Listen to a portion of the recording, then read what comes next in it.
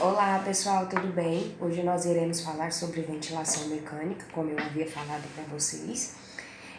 O início dos slides tem um pouco sobre o histórico da ventilação. O marco foi em 1926, como a gente já havia conversado, né, sobre Philip Drinker, que criou o ventilador mecânico denominado de pulmão de aço. Então esse foi o marco, mas depois vocês dão uma olhada relacionada a isso. E aí, o que é a ventilação? Ela é um suporte ventilatório, né, que vai ser um método de tratamento para pacientes que estão em especial com insuficiência respiratória aguda ou crônica. E aí nós temos dois tipos, ventilação mecânica invasiva e não invasiva. Quando nós falamos de não invasiva, nós estamos falando, né, de uma máscara que ela é interface. Geralmente é o BiPAP ou o CPAP. Esses dois aparelhos, vocês vão ver que eles são utilizados muito para pacientes que têm apneia do sono. Então, é um equipamento que ele está na faixa hoje de uns 5 mil, 8 mil, dependendo como que vai ser a estrutura, e o paciente vai fazer o uso. Geralmente, dentro das unidades, esse aparelho ele é locado e quem paga ele é a família. Então, a gente sempre mostra essa posição para o paciente. Mas, para nosso interesse, é a ventilação mecânica invasiva, que ela é realizada através de um tubo endotraqueal, então um tubo, né, a cânula na boca, ou uma traqueostomia, então a abertura de uma boca para a troca respiratória na traqueia, né? E aí, até 15 dias hoje o protocolo, a gente faz o uso do tubo endotraqueal e depois passa a fazer o uso da traqueostomia. Por quê? Porque diminui o índice de infecção e também a questão de lesões através da boca. Então, tem pacientes que perdem os dentes, pode ter complicações futuras. Então, indicativo de traqueostomia quando ela é prolongada.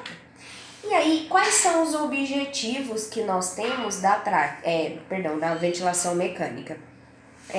Manter ou permitir a hematose, então a hematose que vai fazer essa troca, né?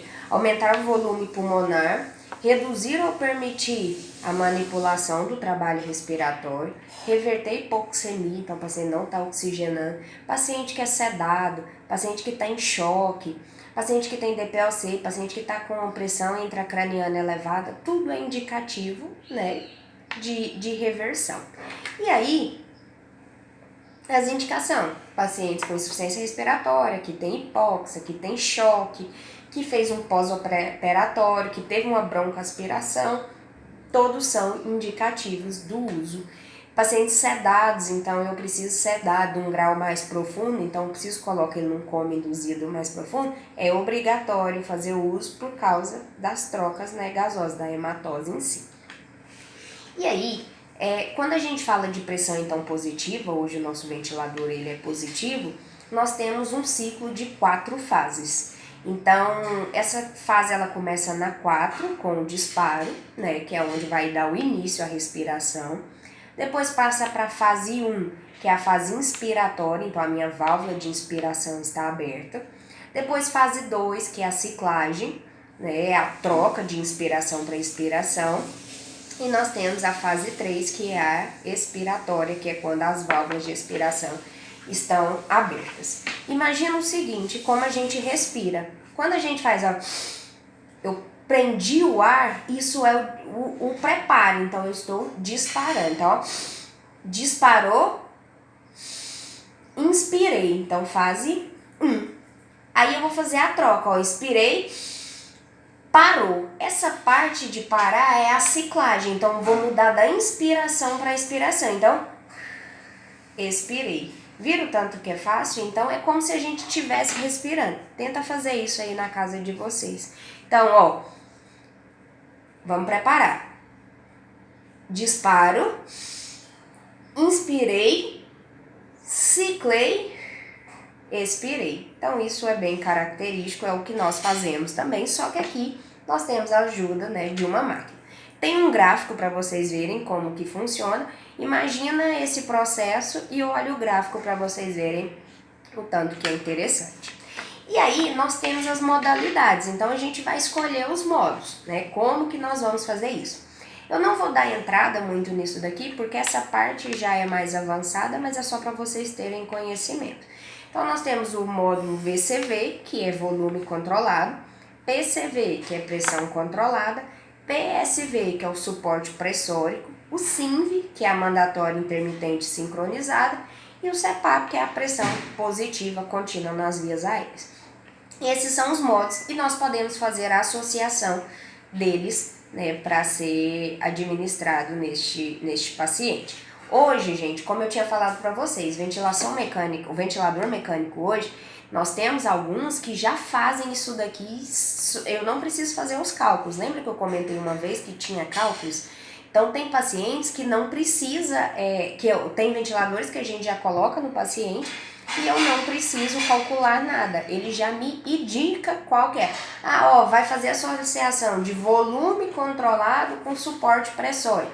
O sistema faz isso. Caso contrário, se não, quem vai fazer isso é o médico, tá? E aí eu coloquei os modos. Então eu tenho o modo controlado, assisto controlado e espontâneo.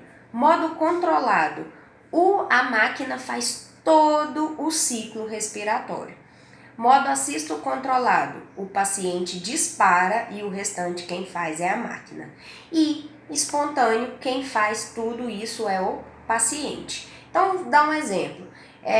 O modo controlado, a máquina dispara, ela vai fazer a inspiração, ela vai fazer a ciclagem, ela vai fazer a expiração. Modo assisto controlado, o paciente vai disparar, a máquina vai inspirar e a ciclagem vai ser a máquina e a expiração a máquina também.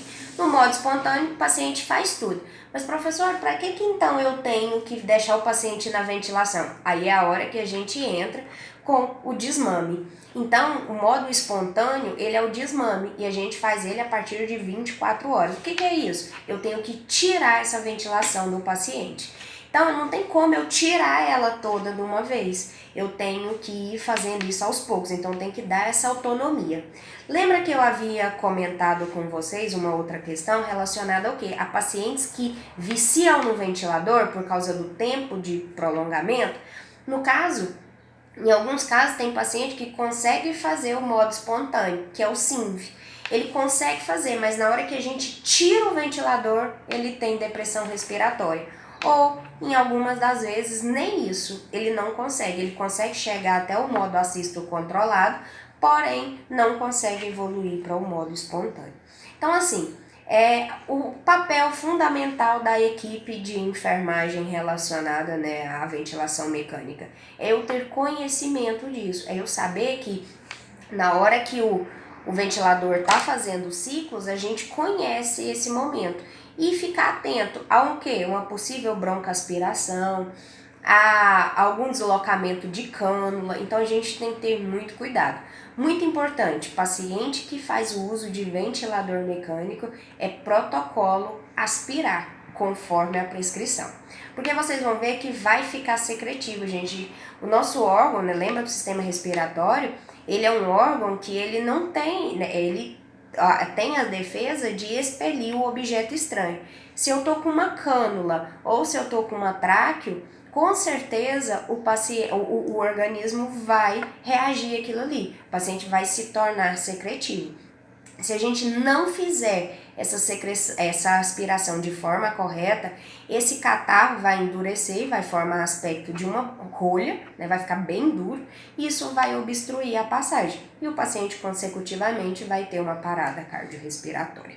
Então, a gente tem que ficar muito atento a isso. Ventilação mecânica dentro de uma unidade de terapia intensiva, como eu já falei várias vezes para vocês, é essencial. Então, por isso que a gente tem que ter cuidado. Abrindo um parêntese relacionado à questão agora, né, que nós estamos vivendo do Covid-19, o Covid, né, em pacientes, por exemplo, que são que tem alguma doença base, né, então alguma doença crônica, ele afeta a nível pulmonar. Por isso a preocupação dos governos de o quê? De eu ter ventilador mecânico disponível, porque como ele ataca o pulmão e ele vai causar uma deficiência respiratória, vocês vão observar que o quê? Que o paciente não vai dar conta de respirar sem o ventilador mecânico. Por isso que nós precisamos de ventilador. Entenderam? Vou ficando por aqui, qualquer coisa eu tiro dúvida na nossa aula. Até mais!